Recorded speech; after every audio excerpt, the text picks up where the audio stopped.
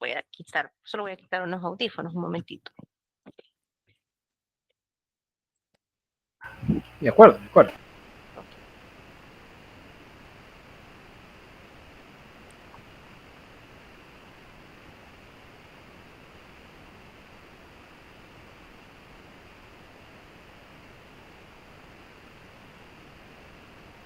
Ok, entonces sí, vamos a conversar, ¿verdad?, sobre el diseño del área de producción, cómo se integra esta información con lo que ya tenemos de primer avance y cómo se hacen las estimaciones de la cantidad de máquinas, personas o equipos que vamos a requerir pues para la fabricación de nuestros productos. Bueno, para poder diseñar el área de producción es necesario contar con cierta información. Específicamente tenemos que saber cuál es la demanda que queremos atender con nuestra planta, cuáles son las principales operaciones que requiere el producto que estamos elaborando y pues también conocer cómo se compone o cómo se van integrando las partes de ese producto. Con todo eso, nosotros podemos hacer una estimación de la cantidad de máquinas, ¿verdad?, que necesitamos para poder responder a esa cantidad de demanda.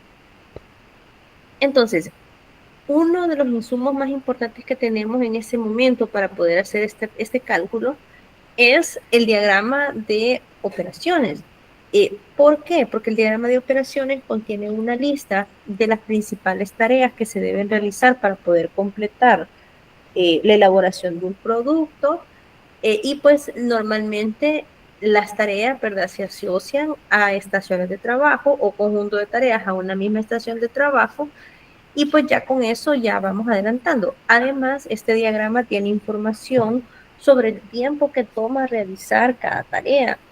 Y si nosotros sabemos que tenemos que surtir una demanda, que tenemos una cantidad limitada de tiempo diaria y el tiempo de cada operación, pues podemos empezar a hacer, a partir de ciertos cálculos que ya vamos a ver, una estimación de cuántos equipos necesito trabajando en paralelo para poder suplir la demanda necesaria.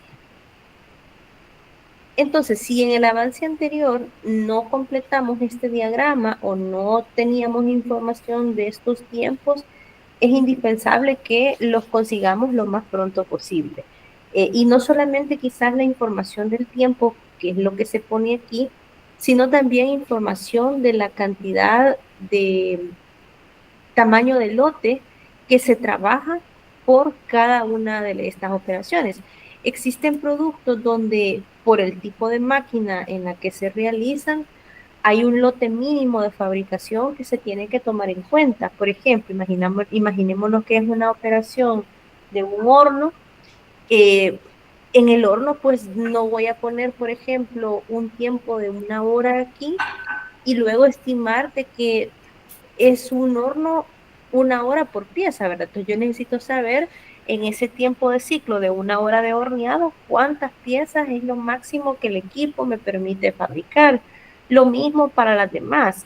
Pueden existir operaciones que se hacen de manera automatizada donde los lotes no son unitarios. Entonces hay que tener esa información para poder hacer adecuadamente los cálculos. Si no, lo que va a pasar es que vamos a tener una sobreestimación de la cantidad de máquinas que realmente se necesita. Otra cosa que es importante es identificar cuál va a ser la unidad común de trabajo. ¿A qué me refiero con eso? Existen procesos donde eh, las unidades de trabajo en las máquinas cambian. Por ejemplo, puede ser de que en una operación de panificación tengamos una operación que se maneja en términos de kilos, digamos, pero otra donde ya se maneja en términos de unidades.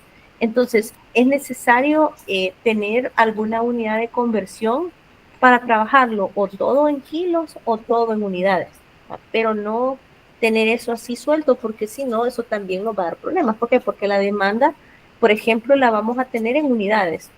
Digamos, si estamos en el ejemplo de los panes, puede ser que nosotros tengamos una demanda de X cantidad de panes semanal, pero posiblemente en las primeras operaciones, que son operaciones de mezcla de la harina con otros insumos, la máquina tenga una capacidad de X kilos de masa. Entonces yo tengo que tener una manera de convertir la demanda de unidades a kilos de masa, ¿verdad? Para poderlo trabajar todo en kilos, o saber X kilos de masa para cuántas unidades me sirve y trabajarlo todo en unidades. Entonces eso también hay que valorarlo si es el caso de ustedes, cuando hay un cambio de unidad de trabajo a lo largo del proceso. Muy bien. Otra cosa que necesitamos, sí, adelante. No te pregunto. Adelante. Gracias. Fíjese que yo acá sí me quedo con un par de dudas nada más, Ujú, porque totalmente de acuerdo y entiendo que a partir del diagrama de proceso de operaciones sacamos lo que es la cantidad de máquinas. Ahora bien, en el caso, y voy a ponerme tal vez en el lugar, no sé, ¿verdad? De algunos ujú, compañeros o algo así, que el ujú, proceso lo estén como estimando desde cero y todo. A lo mejor hayan máquinas que no se encuentre como tan accesible la información de la capacidad, uno, del lote mínimo y dos, del tiempo de ciclo, porque entiendo que al final acá vamos a partir a lo mejor del tiempo de ciclo ujú. y a partir de ahí ya sacar el propio tiempo de operación diario, ¿verdad? Correcto. Entonces, Ujú. toda esta información, no sé, será a partir de investigaciones propias y todo completamente, o será que hay algún como estándar de tiempos de ciclo en algún lado, hay libros que nos determinen esto, el tiempo de ciclo, por ejemplo, y voy a poner el caso de lo que estamos trabajando actualmente nosotros, el tiempo de Ujú. ciclo de una cocedora, por ejemplo. ¿Hay algún lugar donde esto se muestre más y más estandarizado, como para ir a investigar directamente ahí? No, porque realmente el tiempo de ciclo depende de la tecnología del equipo que se esté utilizando. Entonces, yo por eso les indicaba desde la primera selección del producto que era necesario que ustedes tuvieran acceso a este tipo de información, ya en miras de lo que se iba a hacer en este momento. Claro, la información no tiene por qué ser exacta, porque yo entiendo las limitantes que hay. Incluso muchas veces los estudiantes hacen los productos con base en los lugares donde ellos trabajan, pero por motivos de confidencialidad las empresas no les brindan o no les permiten usar los tiempos de operación real. Se los multiplican por un factor y eso está bien. Entonces, ustedes pueden usar estimaciones, ¿verdad? Pueden usar estimaciones. Lo importante es que sean estimaciones razonables, ¿verdad? En la mayoría de grupos, por lo menos veo que hay un compañero o compañera que trabaja, digamos, en una empresa relacionada a lo que han seleccionado. Entonces, ese compañero o compañera se vuelve vital en este momento para poder ayudarnos a obtener esa información. Como tal, pues no conozco yo de la existencia de manuales, bueno, tal vez los manuales de las máquinas, si tienen los modelos de las máquinas al menos, tal vez en los manuales de las máquinas puedan encontrar información de la capacidad de los equipos, ¿verdad? Pero de lo contrario, sí depende de cómo se operen los equipos en la realidad. Otra herramienta que tal vez podrían usar, pues que ahora se ha hecho más popular, es, por ejemplo, hacer consultas a las inteligencias artificiales. Solo que habría que preguntar, porque las inteligencias artificiales son motores incluso de búsqueda más sofisticados que Google, ¿verdad? Entonces, por ejemplo, podrían usar el recurso de la inteligencia artificial para que le dé estimaciones de tiempos y capacidades de los equipos, siempre y cuando ustedes, pues, en la pregunta que le hagan a la inteligencia artificial, ustedes le pidan que le dé fuentes, o sea, de dónde está tomando la información. Por ejemplo, digamos una máquina que es volviendo al ejemplo de la planificación. Yo sé que la primera operación tiene que ser el mezclado de los líquidos, digamos, o de los sólidos, las harinas. Entonces yo le podría preguntar a la inteligencia artificial, ¿verdad? Puede ser ChatGPT, puede ser DeepSeek, ¿verdad? DeepSeek que se escribe, aquí le puede poner cómo se escribe en el chat, es como deep, de profundo en inglés, y seek, S-E-E-K, la de búsqueda, que es otra inteligencia artificial diferente a ChatGPT. Le podrían preguntar en el prompt, ¿verdad? O, por favor, y ayúdenme a identificar cuál es el tiempo de ciclo de una mezcladora industrial a usar en panificación y la capacidad promedio que tiene esta máquina. Proporcióname fuentes de donde tomas la información.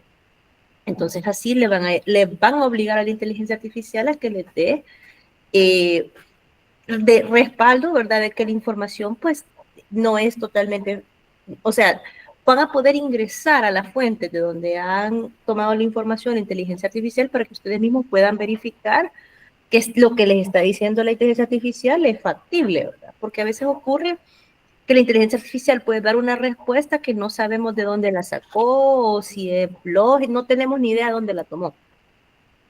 Pero si le agregamos eso a la pregunta, puede ser que la inteligencia artificial pues, nos ayude a que nosotros verifiquemos por nuestros medios, entrando a esos links, la información. Otra alternativa también puede ser buscar la misma información en la inteligencia artificial, pero en inglés, no en español. Puede ser de que en inglés encontremos una mayor disponibilidad. Bueno, la inteligencia artificial encuentre una mayor disponibilidad de manuales de los fabricantes y pues que con eso la calidad de la información que les brinde también mejore. Entonces, esas podrían ser algunas alternativas. Otras alternativas también podrían ser, pueden hacerlo a través de, digamos, ¿cómo les puedo decir? Me pasó, ¿verdad? Yo tenía una vez un grupo que ellos habían elegido que iban a hacer muebles de madera. Ninguno de los que estaba ahí trabajaba en una empresa de eso, pero tenían acceso a mueblerías artesanales que estaban cerca de sus viviendas, digamos. Entonces, eso también se puede hacer. Pueden hacer consultas en mueblerías artesanales, en lugares que procesen de manera más artesanal el producto y con eso pues hacer estimaciones y pensar en una planta que tal vez no va a ser una fabricante de muebles, digamos, a un nivel de Capri, que es una empresa súper industrializada, pero a un nivel más artesanal. O sea, si ese es el caso de ustedes, yo lo que les pediría es que se comuniquen conmigo para poder ajustarles la demanda a una demanda que corresponda a una fabricación más artesanal, ¿verdad? Entonces, esas podrían ser algunas salidas a esta situación, ¿verdad? De este impasse. ¿Eso es respuesta a la pregunta? Sí, súper, sí, definitivamente. Entonces, e incluso con el primer punto, ya ahí ya me respondió todo.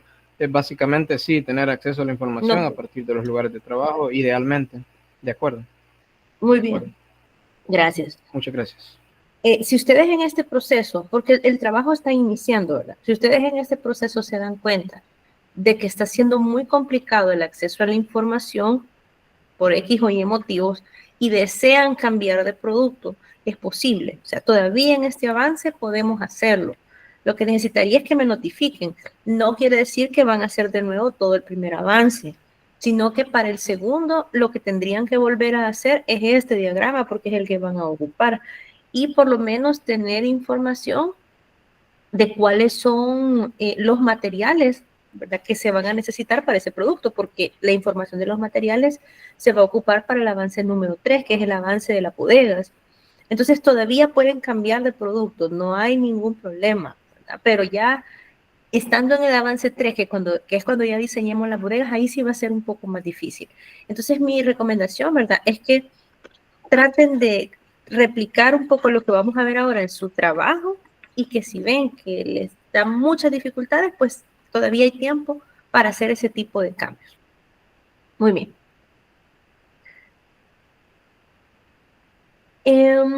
Otra cosa que vamos a necesitar, además del diagrama de proceso de operaciones, es tener, aquí pues no leamos este texto todavía, sino que es tener información sobre la maquinaria que se utiliza en las distintas operaciones. Necesitamos saber la maquinaria más que todo para saber la capacidad de producción y para saber si es una maquinaria, por ejemplo, que necesita una persona supervisándola o más de una persona, porque eso también es algo que vamos a tener que utilizar cuando hagamos el diseño.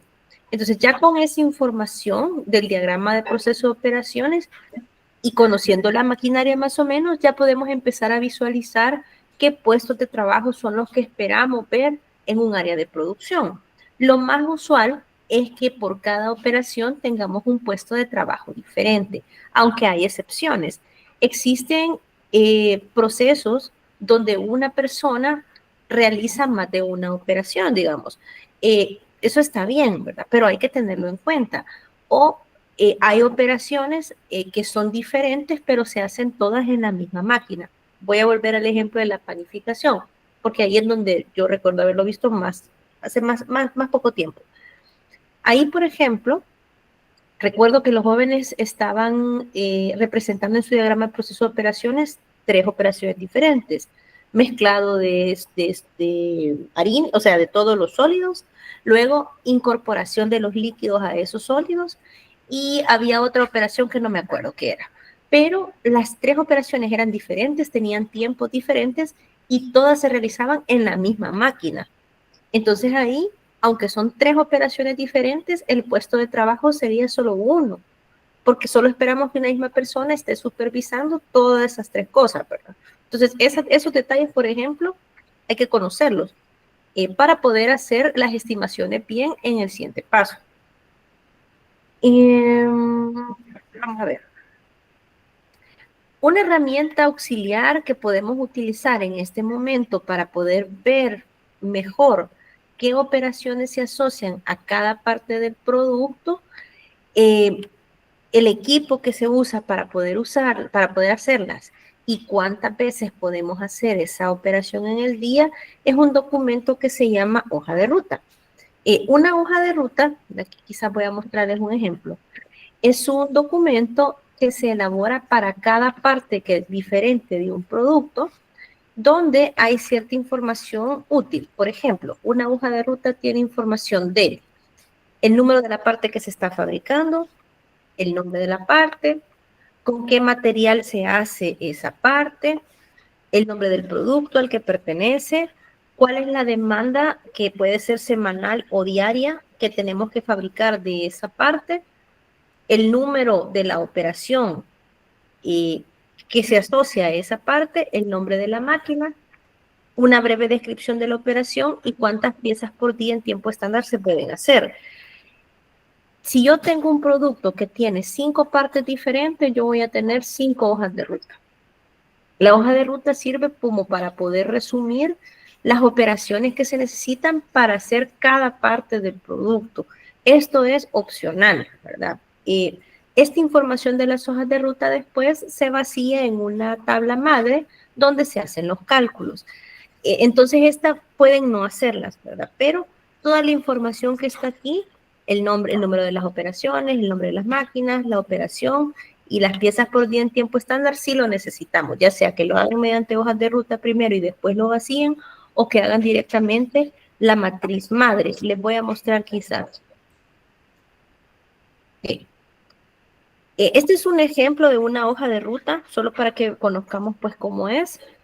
Este es un ejemplo para una hoja de ruta de una tira que forma parte de una sandalia. La tira pues tiene el código S3, ese se toma del diagrama de ensamble, está hecha de cuero, se necesitan 9,246 tiras al día. Para esto pues necesitamos saber cuál es la demanda del producto.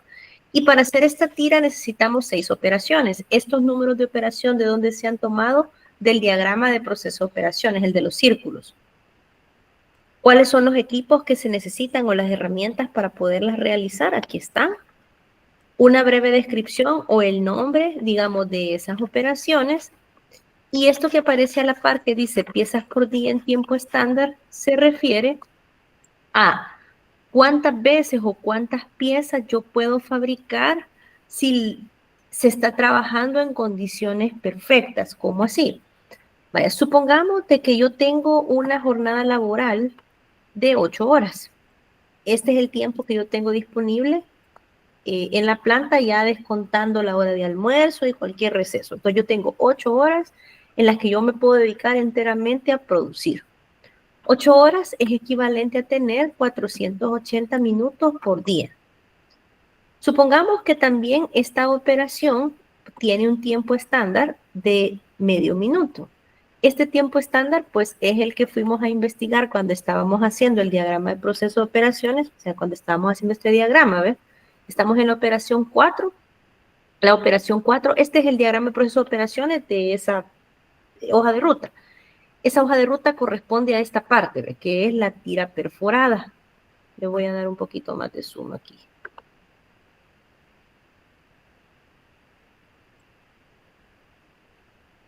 Uy, perdón, qué horrible esto. Hay que ver. Ok, ahí está. Este es un diagrama de proceso de operaciones para una sandalia. Entonces la sandalia lleva varias partes. Una de las partes que lleva es la tira perforada. Entonces, si yo quisiera hacer una hoja de ruta de la tira perforada, yo tengo que identificar cuáles son las operaciones que yo voy a tener que hacer para elaborar esa parte. En este caso, para elaborar la tira perforada, yo necesito hacer 3 operaciones.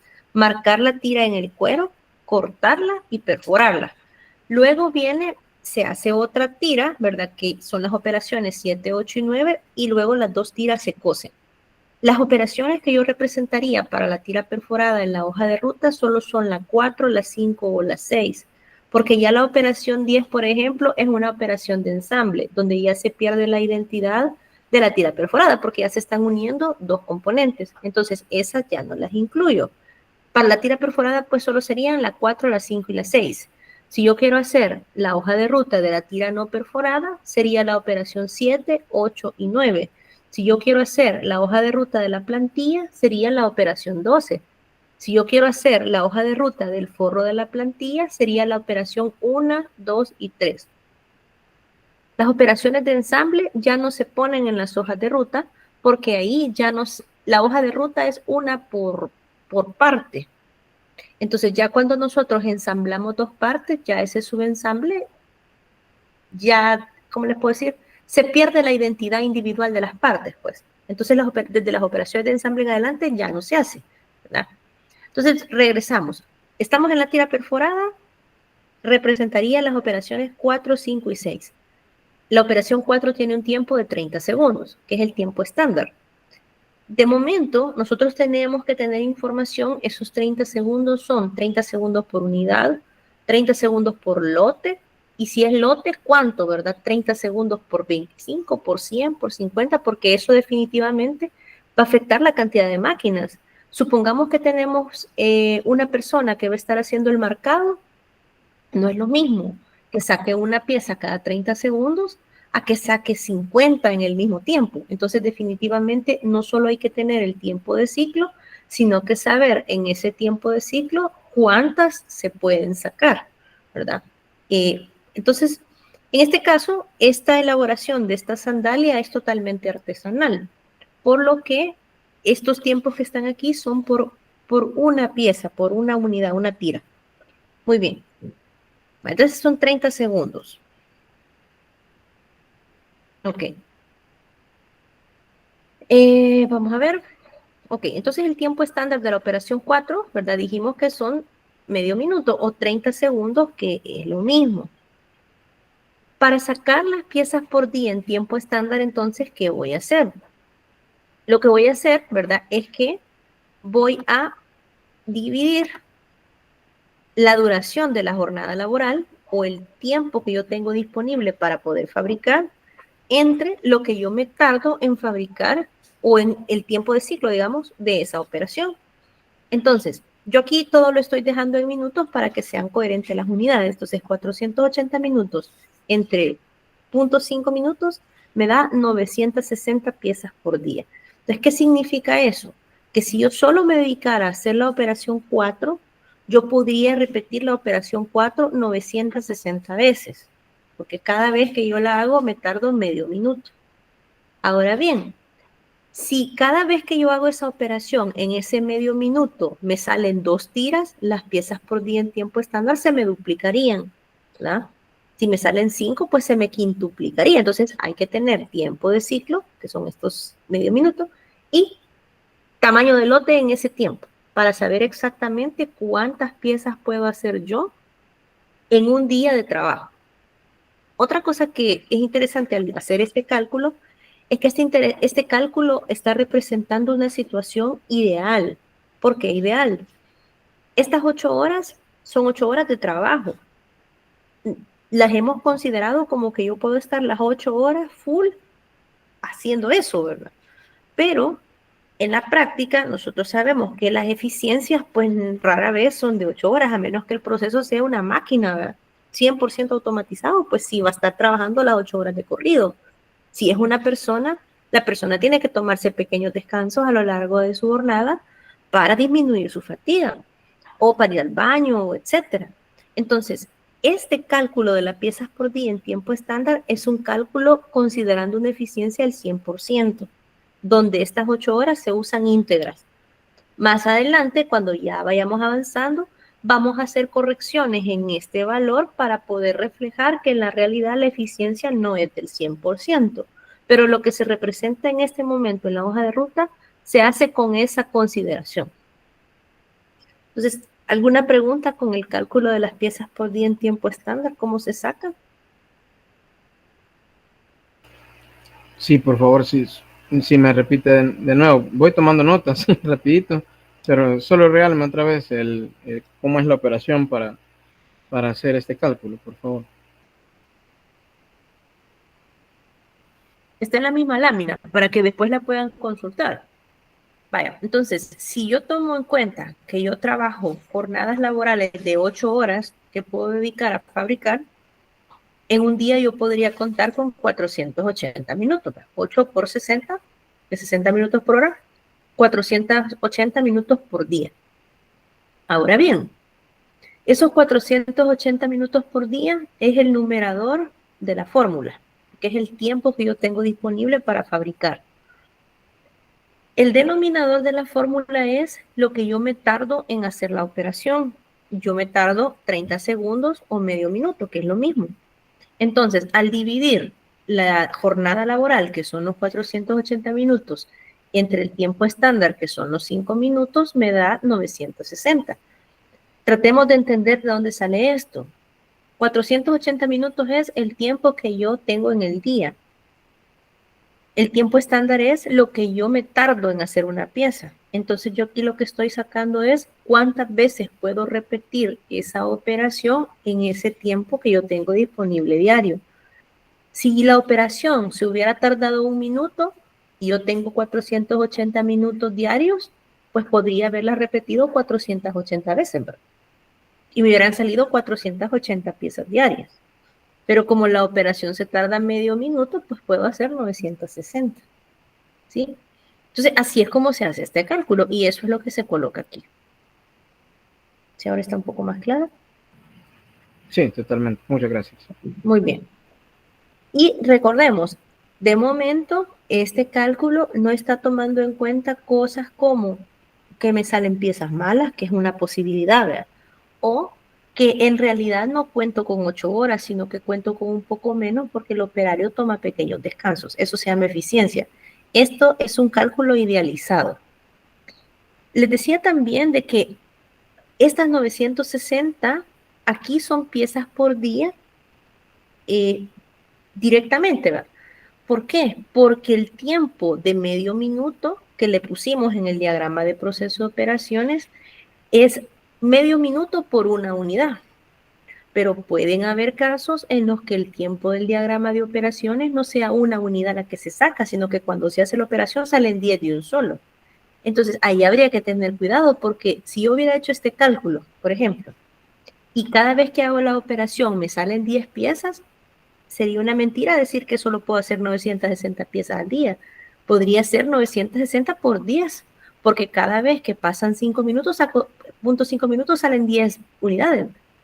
Entonces, hay que tener esa precaución para poder ajustar bien este valor y que refleje realmente lo que yo puedo fabricar en un día. Entonces, hay que tener la información del tiempo estándar y del tamaño del lote en ese tiempo estándar. Sí, Aníbal, adelante. Sí, básicamente entonces poder tener el tiempo de ciclo, pero por unidad, ¿verdad? Independientemente si lo conocemos por lote, dividir el tiempo de ciclo por lote entre la cantidad de unidades de cada lote y ahí sí ya podemos hacer el propio cálculo de las piezas por día. Sí, podríamos hacer eso, o si no, lo otro es hacer el cálculo como que fuera unitario y después multiplicar el valor que noté por el tamaño del lote. Por ejemplo, imaginémonos que este no hubiera sido un lote de una unidad, sino que un lote de 10. Simplemente para saber la cantidad real de piezas a fabricar, multiplicamos 960 por 10. Entonces, este valor que obtenemos con la fórmula es la cantidad de veces que yo puedo repetir la operación en el día o cuántas veces puedo hacer ese tiempo de ciclo en un día. Por eso es que después es más fácil hacer ese cálculo y después multiplicarlo por el tamaño del lote. Pero, porque al dividir lo que yo estoy haciendo es que estoy representando, aunque es matemáticamente lo mismo, yo estoy representando que hay casos en los que, por ejemplo, dividir es realista porque se tarda una cantidad proporcional de tiempo por unidad, pero imaginémonos que fuera un horno.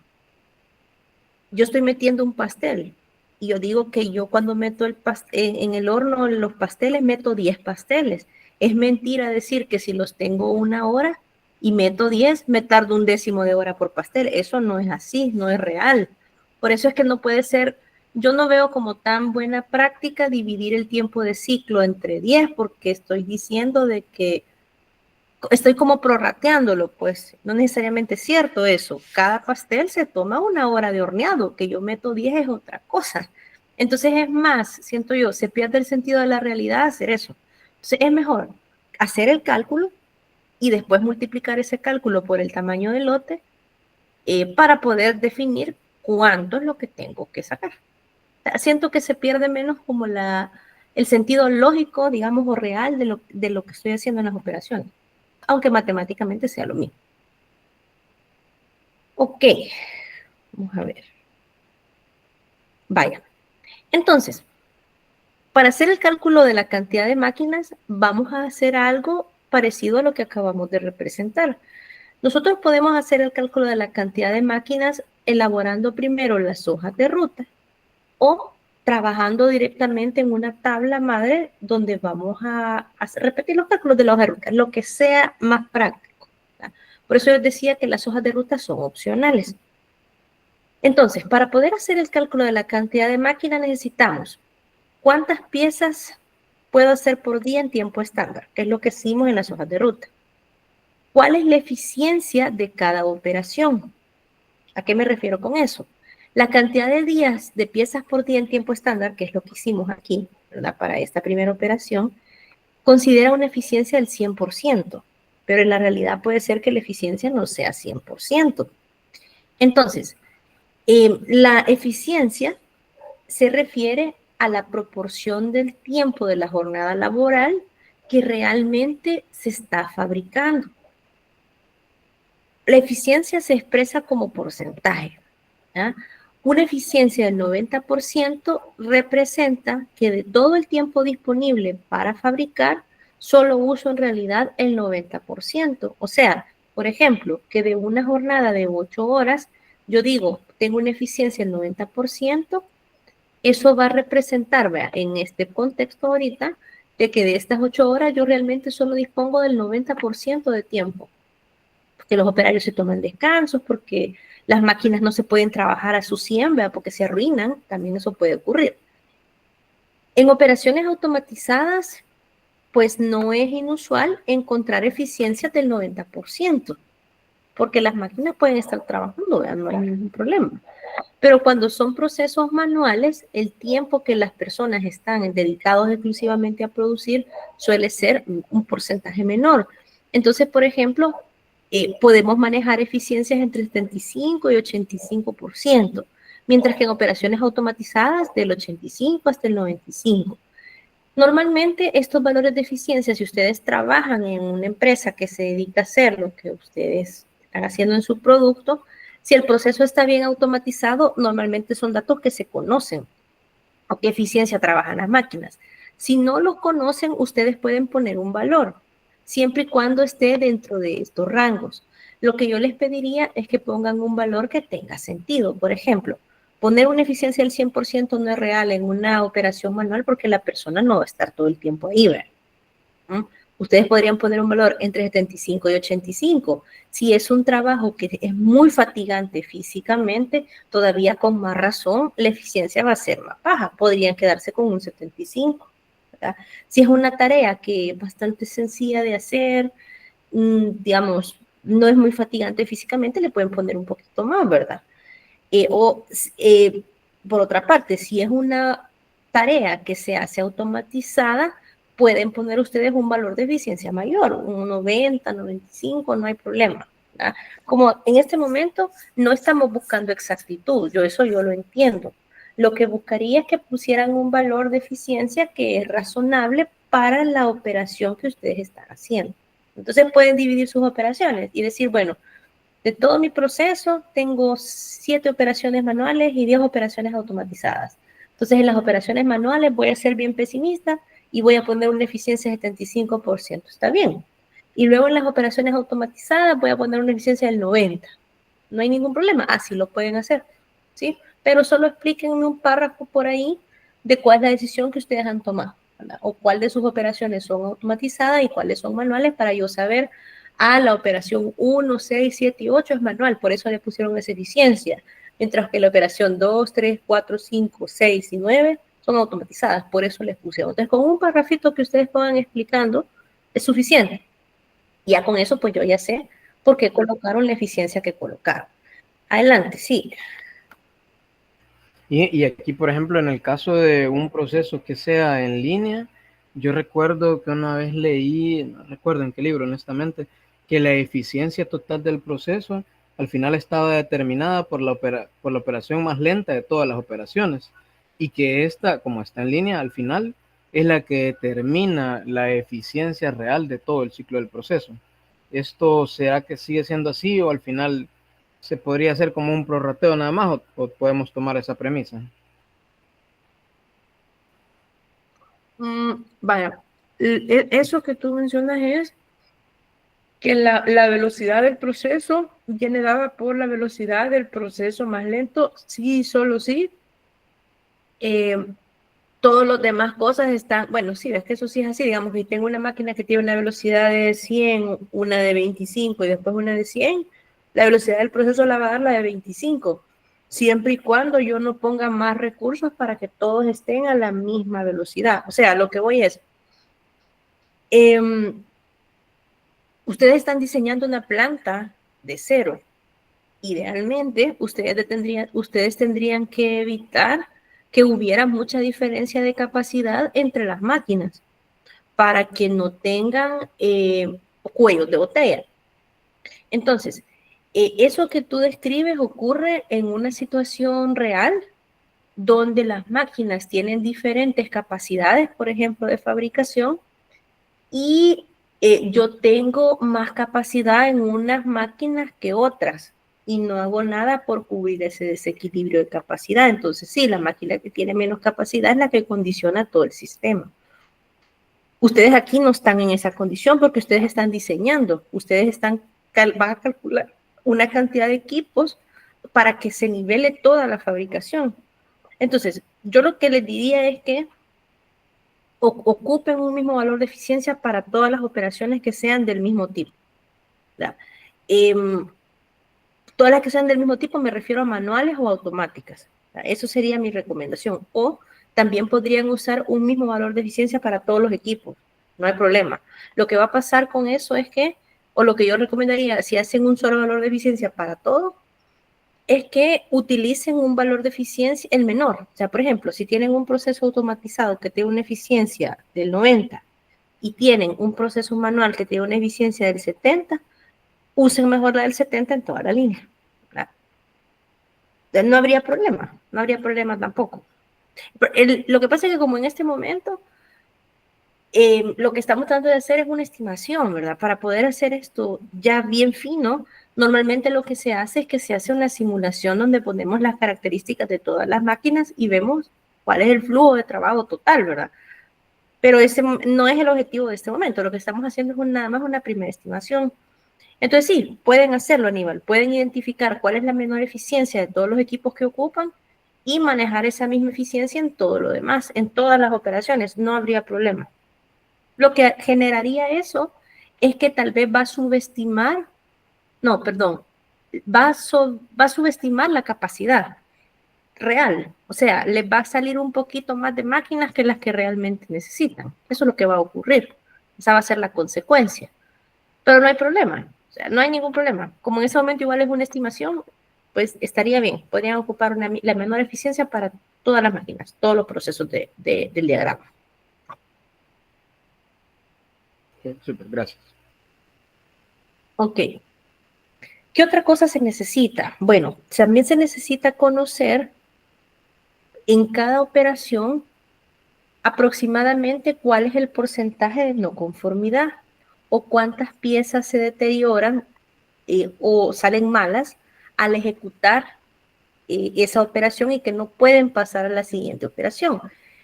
¿Por qué? Porque si yo tengo una máquina o un proceso donde es más probable equivocarse, yo tengo que tomar en cuenta eso para poder salir con mi tarifa diaria. O sea, eh, para poder salir con la cuota, pues voy a tener que poner más máquinas, ¿verdad? Para poder compensar de alguna manera esas piezas que yo voy a estar perdiendo y ese tiempo que yo voy a estar perdiendo por mala calidad. Entonces, a mayor porcentaje de no conformidad, mayor cantidad de máquinas me va a salir porque voy a necesitar más capacidad paralela para poder compensar esas piezas ese tiempo que yo estoy perdiendo de trabajo en hacer esas piezas malas. Entonces, necesitamos conocer una estimación de ese porcentaje de no conformidades, ¿ya? Digamos, un rango en el que se podría trabajar es entre el 1 y el 30%, dependiendo del nivel de automatización y de complejidad de la operación. O sea, ¿a qué me refiero con esto? Que una operación más automatizada, pues debería de tener menores porcentajes de error, ¿verdad? O piezas malas, a diferencia de una operación manual que podría tener más porcentaje de producto no conforme. Igual, así como las eficiencias, estas también no tienen por qué ser valores exactos, pueden ser aproximaciones. ¿Verdad? Solo les pediría que trataran de ser razonables con el porcentaje que ponen. Imagínense que una operación es un doblado, por ejemplo, en un proceso textil. En esa operación, pues la cantidad de errores va a ser bien pequeña. Entonces, que me pongan ahí un porcentaje del 30%, pues no estaría como muy realista. ¿Verdad? Entonces, solo eso les pediría, que el porcentaje que coloquen tenga coherencia, digamos, con el tipo de operación que es, aunque no sea un valor exacto, digamos, o un valor real, pero que sea lo más representativo posible de la realidad. Ok, uy.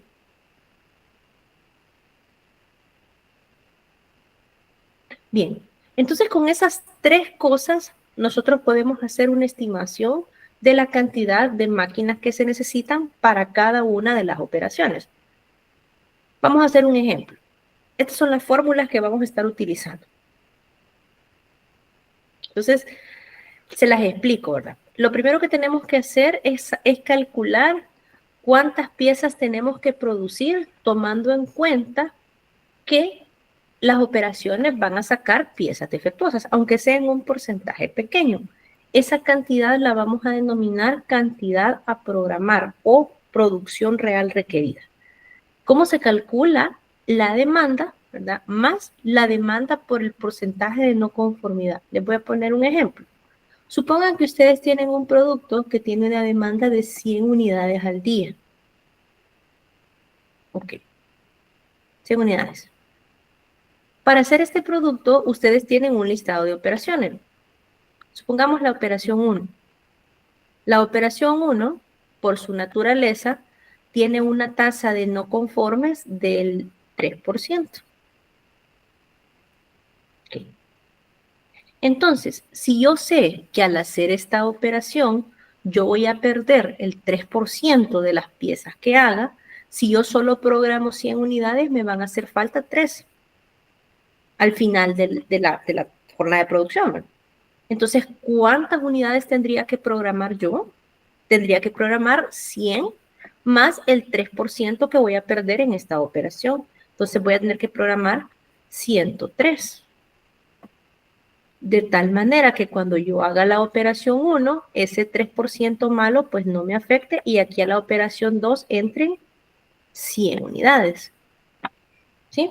Si la operación 2 tiene una tasa de no conforme del 5%, En la operación 2 yo tendría que considerar una demanda de 105, ¿sí? Para que compense después cuando haga los cálculos esa capacidad. Entonces yo ahorita lo que estoy haciendo es que estoy estimando cuánto necesito fabricar en realidad, tomando en cuenta que un porcentaje se me va a perder, digamos, por efecto de no conformidades. Entonces, a eso se refiere esta primera fórmula de cantidad a programar. Vamos con la segunda fórmula. La segunda fórmula es la cantidad real que yo puedo fabricar en un día. Entonces, el 1 es lo que yo necesito y el 2 es lo que yo puedo hacer. Entonces, ¿cómo se calcula la cantidad real a fabricar por día? La cantidad real a fabricar por día toma en cuenta la eficiencia de los equipos. ¿Cómo así? El estándar real por día es el estándar de producción diaria multiplicado por la eficiencia. ¿Cómo así? Vaya. Imaginémonos que yo tengo una operación, ¿verdad? Que es la operación 1, que se tarda 1 minuto. Ok. Se tarda 1 minuto.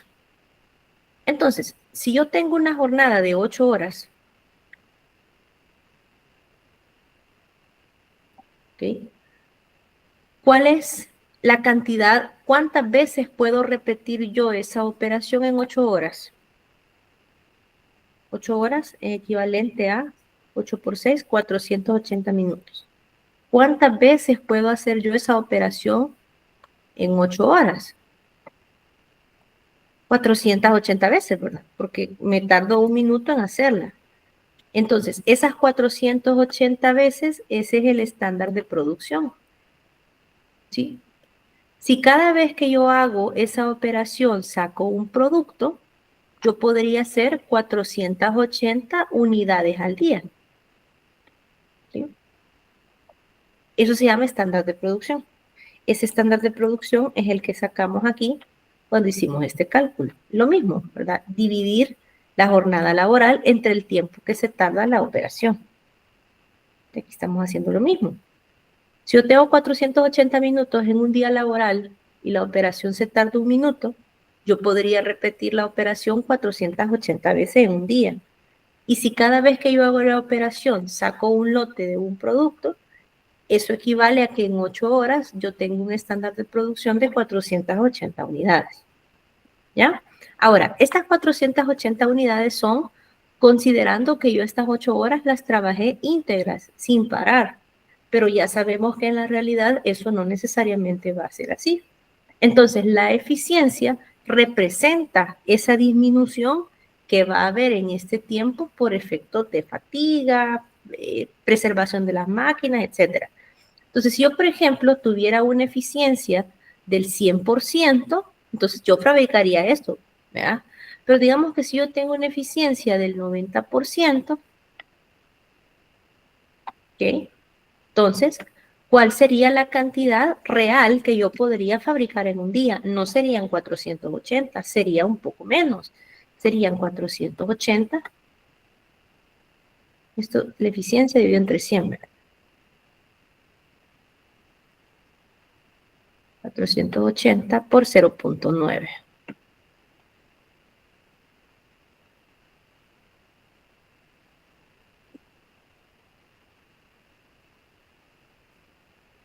¿Quién me puede sacar rapidito cuánto es eso? Aquí lo voy a sacar yo en la calculadora.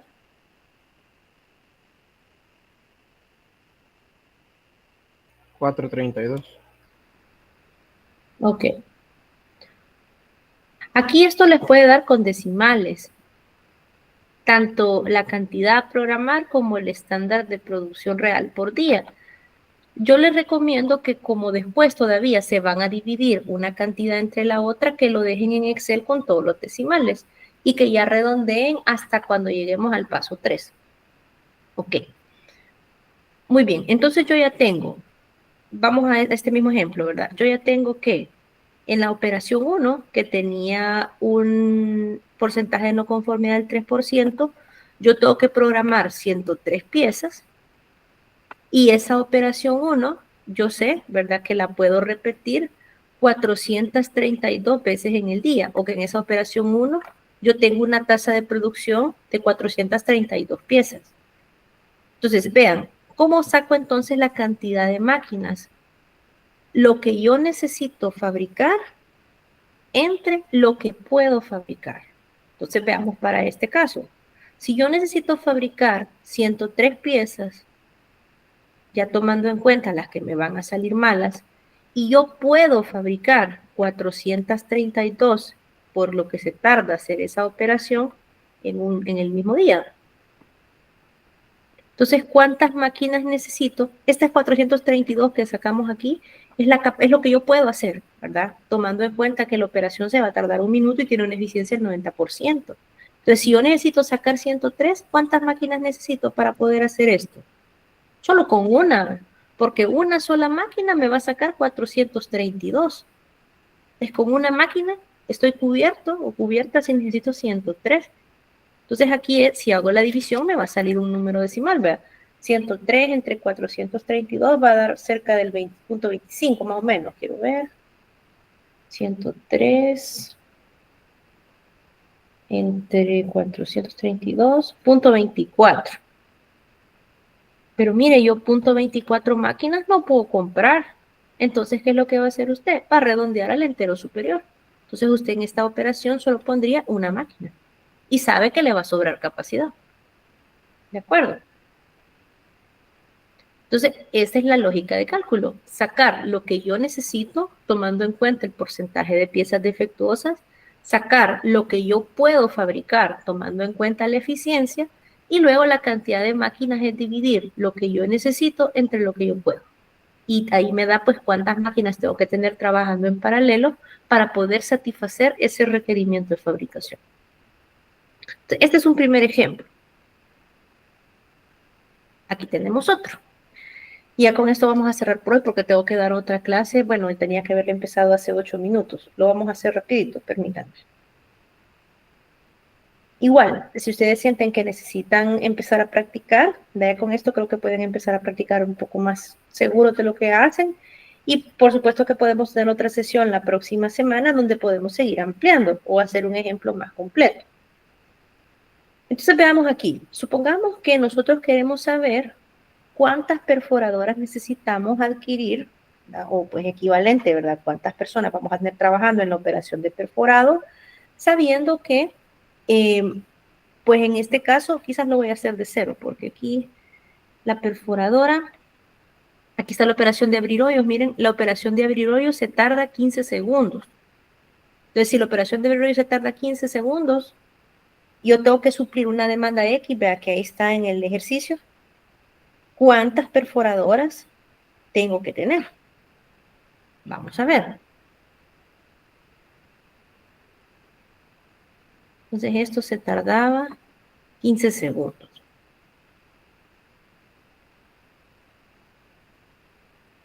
Ok.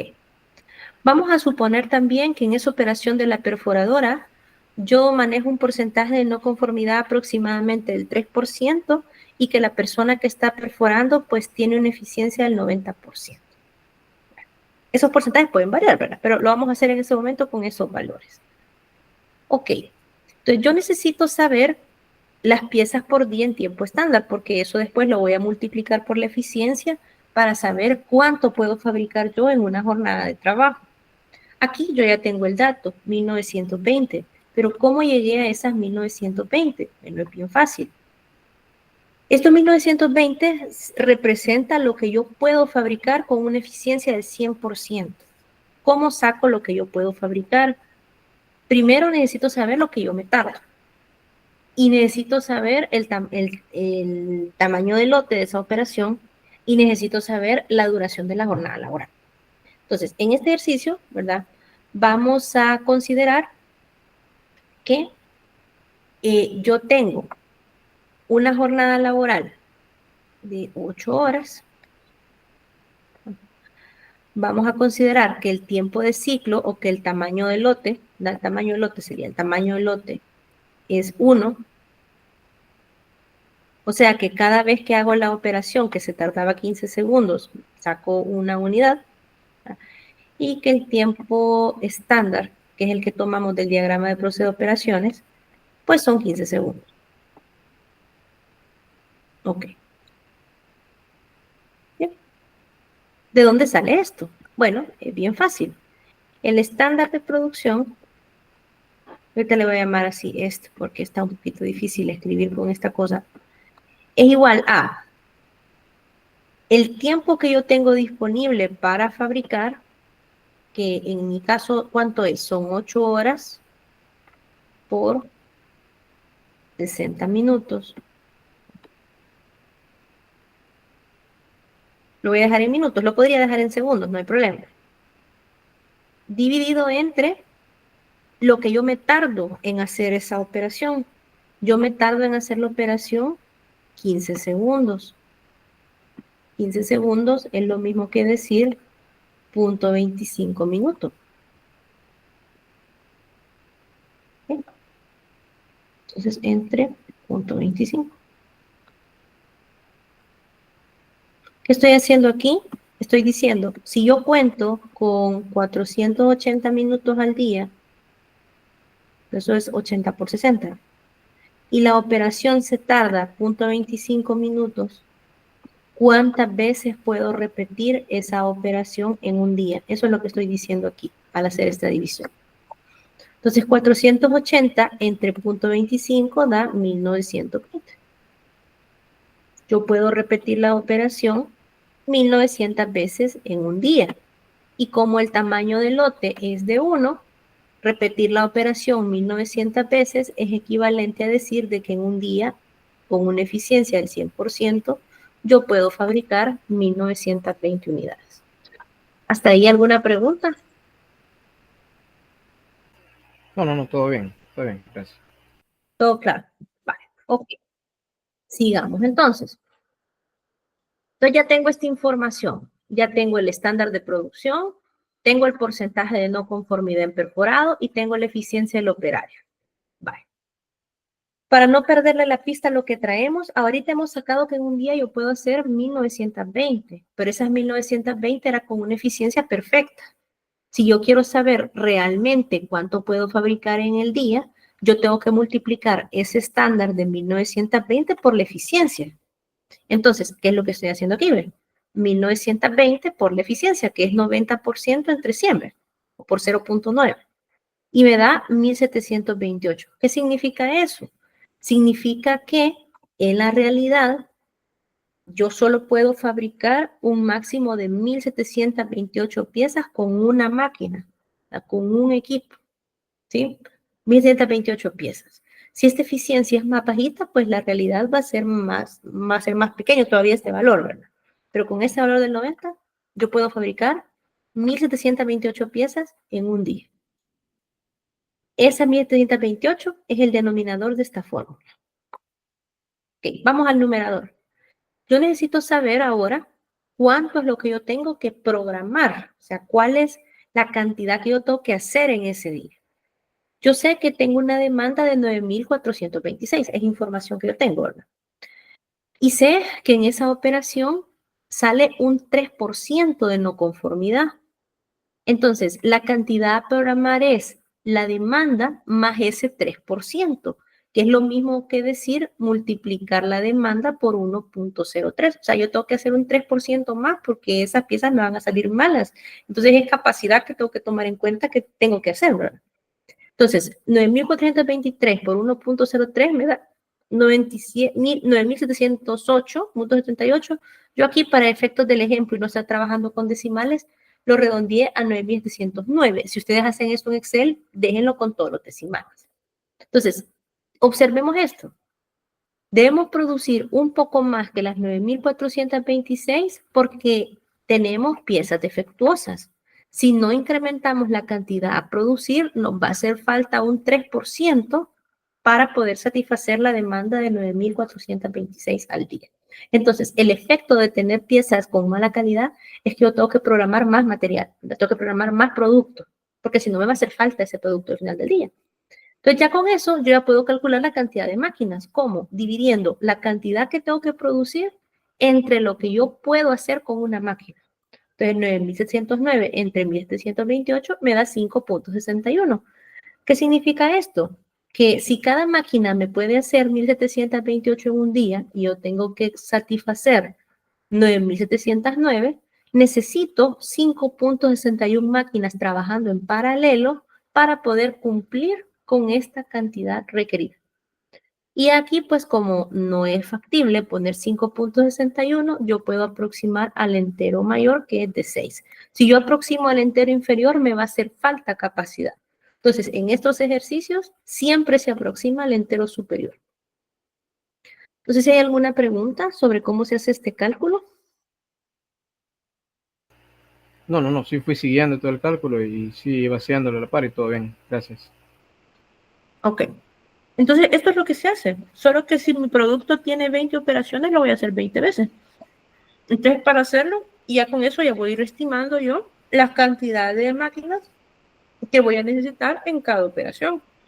Y si cada máquina la opera una persona, pues es equivalente a la cantidad de empleados que voy a tener en el departamento de producción. ¿De acuerdo? Muy bien. Entonces, bueno, tengo que terminar ya la sesión porque tengo otra sesión ahorita, otros compañeros de ustedes, de otra materia, entonces me voy a quedar hasta aquí. Yo aquí he hecho todo lo que hemos hablado, solo que lo he representado en un formato tabular, pero es lo mismo. Aquí está, miren el nombre de la operación, el número de la operación que viene el diagrama de proceso de operaciones, el nombre, el equipo que se usa, la demanda diaria, el tiempo de la operación, que se toma del diagrama del proceso de operaciones, y aquí están los dos cálculos, miren. Aquí está el cálculo del estándar real por día, ¿ya? La duración, todo. Solo es poner todo en un formato de tablas hasta llegar a la cantidad de máquinas. Eso es para poder hacerlo más fácil. Yo lo puedo programar las fórmulas en un Excelito, ¿verdad? Para después solo jalarlo y que él ya me dé pues los cálculos, no estarlos haciendo uno por uno. También les he marcado por colores y de dónde saca la información. Lo verde se saca del diagrama de proceso de operaciones. Lo celeste es la demanda o cantidad de elementos que necesitamos en un día. Y lo rosado es lo que decíamos que son los porcentajes de eficiencia y no conformidades, que eso se definen en función del conocimiento o la experiencia que tengamos con las operaciones. Recordando que procesos manuales tienen eficiencias más bajas y porcentajes de no conformidad, más alto. ¿De acuerdo? Entonces, bueno, nos vamos a quedar hasta aquí. Vamos a tener una sesión y aquí está una tabla completa, ¿verdad? Donde he repetido lo que hemos hecho, pero para todo un diagrama de proceso de operaciones, ahí están las 16 operaciones. Ustedes pueden replicar los cálculos si quieren una a una para ver si han entendido, ¿verdad? Usando las mismas fórmulas y tendrían que llegar a esta cantidad de máquinas. Si se fijan aquí, yo usé un mismo porcentaje de eficiencia para todo por efectos prácticos y sí varía un poquito los porcentajes de no conformidad en algunas operaciones donde la posibilidad de equivocarse pues era más baja, como insertar unas tiras en una ranura, no me voy a equivocar tanto, ¿verdad? O dejar secar las piezas, pues eso no me va a generar un montón de piezas malas. Entonces aquí si se fijan, los porcentajes de no conformidad son más pequeños. ¿Sí?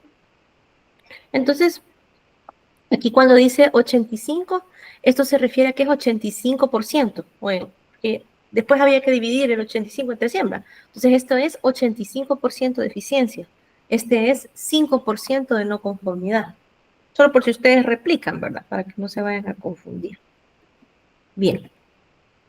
Bueno, entonces nos vamos a quedar hasta aquí. Espero que ya con esto ya puedan empezar a avanzar, a hacer unos cálculos de cada una de sus operaciones, cuántas máquinas necesitan.